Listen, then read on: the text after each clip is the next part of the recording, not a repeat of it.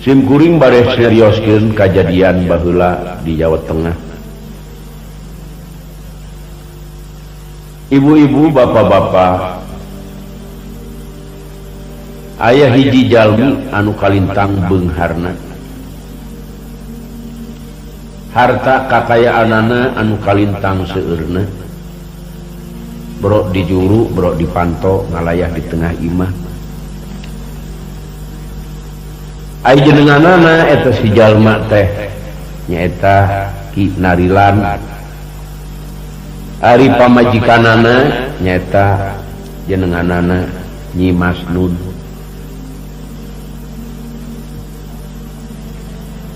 Ai Ki Narilan, ibu-ibu, bapak-bapak, yuswana teh kirang langkung parantos 125 tahun. Jarang pisan palsagede. Ari bojona parantos 115 tahun umurna. Ari putrana sadayana aya 11, nyaeta awewe sadayana.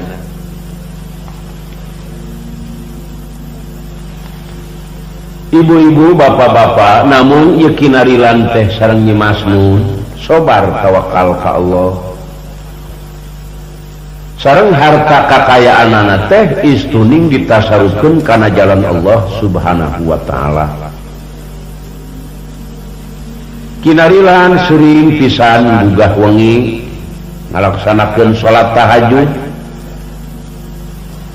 Sebab dawuhan Allah dina Al-Qur'an, a'udzu billahi minasyaitonir rajim, bismillahirrahmanirrahim. Wa minal laili fatahajjad bihi nafilatan laka asa ayyab asaka rabbuka maqaman mahmuda. Sahan hudang tipeting patahajjad maka terus salat tahajud. Sanajan sunnah eta hukumna pasti aing teh Allah baris maparinan tempat anu terpuji ka eta si jalma gitu. Maparinan tempat anu terpuji baris meunang kamuliaan ti Allah Subhanahu wa taala. Tah ieu Ki Narilan umurna anu parantos 125 tahun. Jarang pisan manusia anu umur 125 tahun. Ari bojona parantos 115 tahun. Anu geus bararongko ieu teh. Ari putrana aya 11, istri sadayana. Ibu-ibu, bapak-bapak, jadi Ki Narilan teh teu kagungan putra anu lalaki.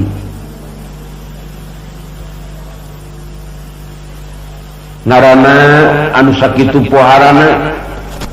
putra teh sadayana istri bae sama sakali teu daekeun kagungan putra lalaki.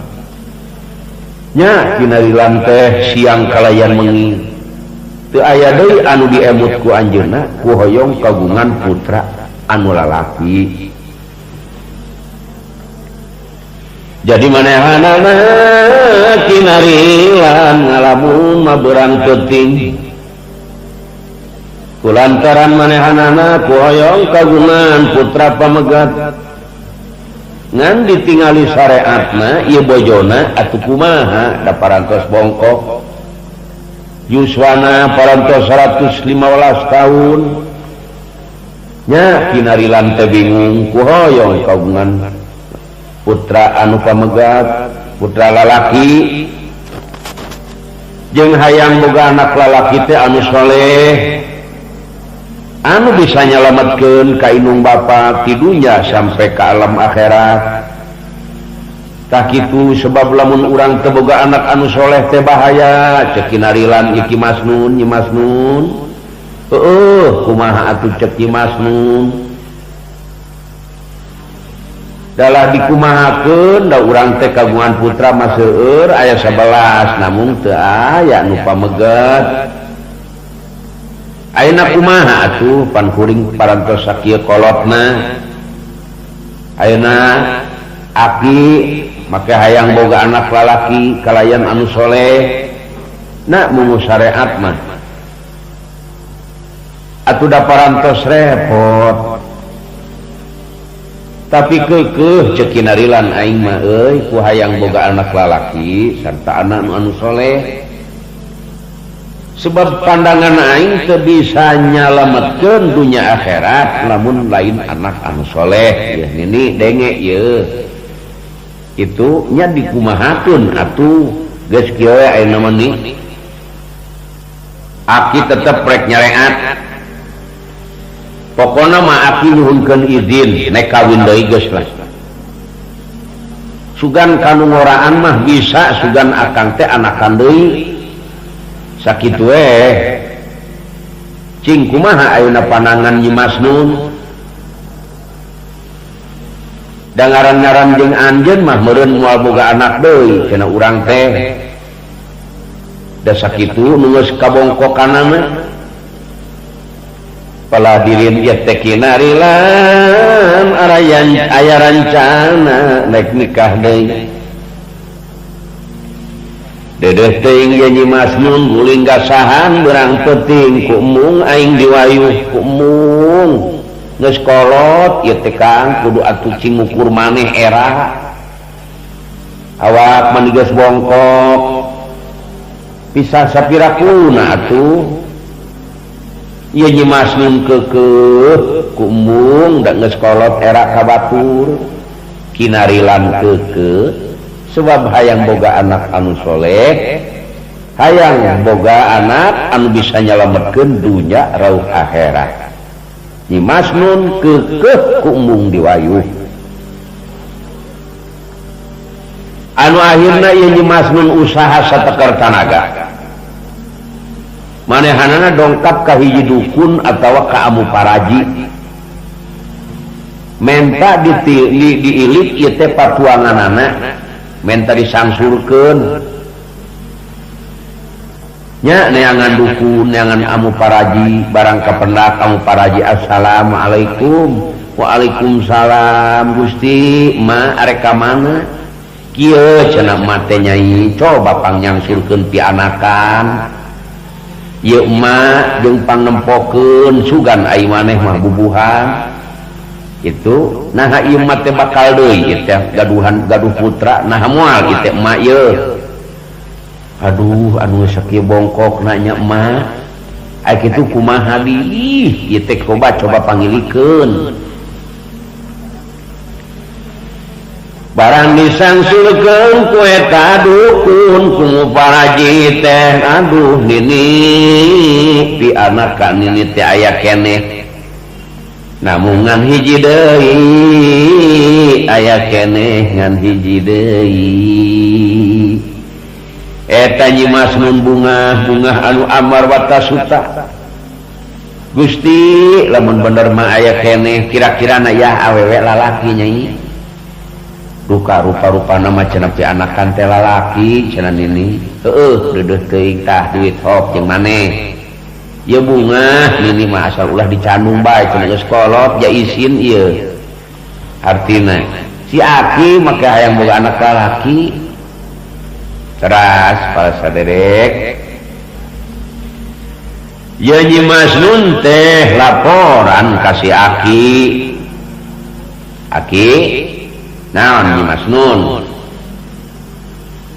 kieu ulah waka nyandung ieu heula ieu urang ge aya keneh ti anakan wayana we sing sobarnya pira kumaneh geus bongkok kudu anakan deui ih pan Allah mah kawasa geuranya ieu aya keneh jeung insyaallah mudah-mudahan urang teh dikabul hayang bawa anak lalaki coba we cenah kukula hayang nyaho ditunggu ceuk aku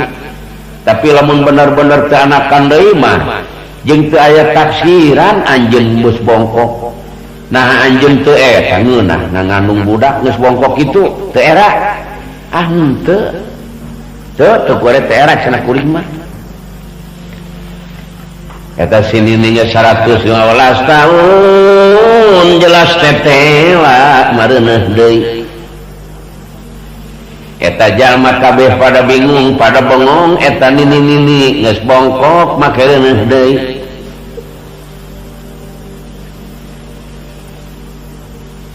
jadi reuneuh deui mencenut deui ngan henteu make longres mah teh sini nih lamun make longres meureun kos urang nogan nyebengkung nya reuneuh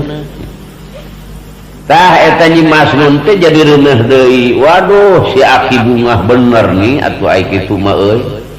bunga anu amarwata suta ye ku hayang boga anak anu soleh ti peuting sok udang ngedak-ngedak anu kawasa Senin Kemis Nyi Masnun ngan puasa bae ku hoyong kagungan putra anu soleh jeung muga-muga kahoyong si aki dikabul dah hoyong pamegat kagungan putra teh anu akhirna barang sabulan 2 bulan 3 bulan 4 bulan 5 bulan 6 bulan 7 bulan 8 bulan barang dugi ka 8 bulan aduh Gusti bener manusia kumaha urang nogan eta nini reuneuh bayangkeun we geura keur mah geus bongkok kata mah reuneuh rek make samping atuh kos naon buat hees ngan garalang gorolong we teh sini nek hees nangkarak nungul kos ungulan keusik nyangigir nyeri asa nulak rek nang kuban sieun betus geus eueuh ngeunahna tah ieu sini ni barang geus reuneuh 8 bulan kitu si aki teh pokna kieu ngomong teh nini yeuh tata ngapanggil saksiannya aki saksian kumaha yeuh aki gaduh nadar lamun bener anak aki lalaki ku aki rek dipasantrenkeun ka mazhab wetan ka opat mazhab nek dipasantrenkeun cenah ku aki jeung lamun bener nepi kalabah soleh bisa ngaji nazar ya aki rek ngubur maneh saumur cau amon asak itu nek ngubur maneh saumur cau amon tah kitu geus aki teh nazar nek ngubur maneh di luhurna pelakan tangkal cau amon kitu tah cau amon nepi ka jadi nepi ka buahan buahna nepi ka asak deui kakarak aki gali diok kari eta nazar abot amat eta si aki lamun kajadian boga anak anu soleh eta tetela si aki nek ngubur maneh saumur cau amon Gusti ya moal kaduhung urang omongan sok samarangan bae cing eta janji teh ka saha teh ka Allah sumuhun ceukina rilang eta teh moal kaduhung ke kumaha ngalaksanakeunana geus tiduh teu bisa dilacak deui cenah nin itu al wa'du dainun ai hutang teh kudu dibayar paladirin tersangka ieu sini culuk kana waktu ninggang kana mangsa bereset ngalahirkeun bener anakna lalaki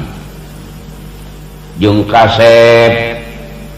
duh eta budak teh adeg pangadeganana cukup sanajan katingali masih keneh alit tah anu mawi si aki teh bunga anu amarwata suta seolah-olah dikabul ku Allah Subhanahu wa taala kagungan putra pamegat cuplak kuseur di pasihan ngaran Bahrudin namihanana teh Bahrudin eta Bahrudin teh teras barang beki ageng ditatap diusap we ku Nyi Masnun manehanana nyangking ageng barang para saderek 7 tahun ieu yuswana Bahrudin disakolakeun pada saderek sakola di ibtidaiyah meureun mun di madrasah mah lamun di sekolah bagian SD meureun kelas 1 terus ieu budak teh beda jeung budak-budak anu sanes deudeuh teuing calakan pisan Bahrudin teh anu salajengna dugi ka sanawiyahna dugi ka pegaana mun cara ayeuna mah dugi ka ayeuna anu akhirna ieu Bahrudin teh alhamdulillah benten sinarang murang kalih anu sanes nya geus kitu anu kalintang ngaosna timu anu akhirna kumaha yeuh Bahrudin rek dipasantrenkeun rek dipasantrenkeun ka opat mazhab eta Bahrudin mawadirnarna oge pala saderek ka pasantren pohara sabara karumbo eta mawa dinar waduh duit anu sakitu puaran teras ka mana ieu Bahrudin tadi pasantren keunana ka kulon kana bagian ilmu nahu jadi Bahrudin tenggeus aya di daerah Banten anjeunna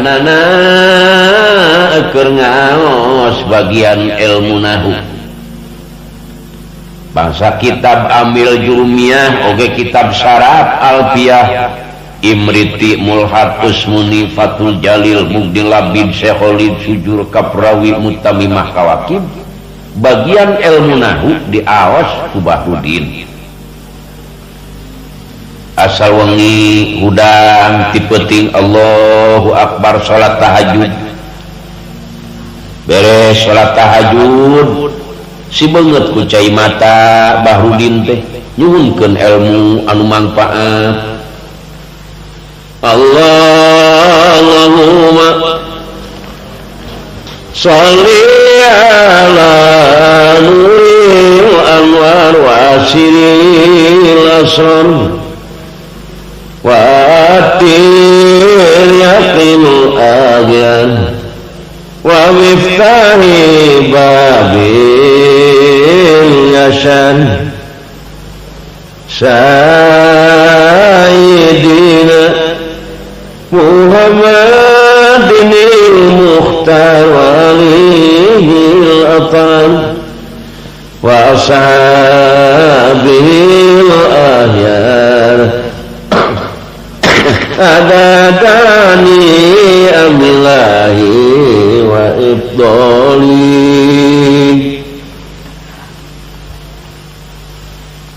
tadi dinya Bahrudin teh ngearwe keur ngaos tina bagian ilmu nahu teras Bahrudin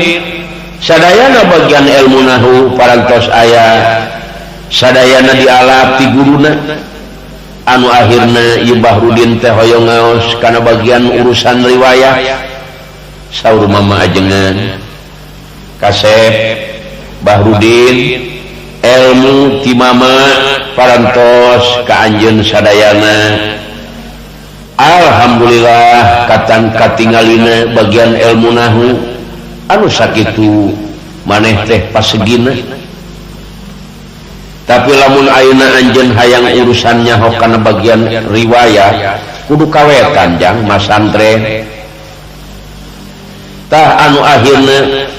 saur ulama kitu Bahrudin tetep pala sadere terus hayang masantren ka Paliwetan ya eta Bahrudin teh bagian tafsir Munir tafsir Jalalain tafsir Sawi Baidawi Tantawi tafsir Khazin tafsir Jamal Madroki Tanjir Hanafi Kaisir diaos bagian hadis Daqaiq Duratun Nasihin Zuratul Wa'idin Bukhari Muslim Fathul Bari Tajridu Sharih Irsadul Ibad Qurtubi Baituniah Fajar Islam Uspuri Majalis Saniyah Zohar Tauhid Badrul Munir Durusaman Mustalahat Hadis Kanjul Kuman eta Bahrudin aya di wetan pala saderek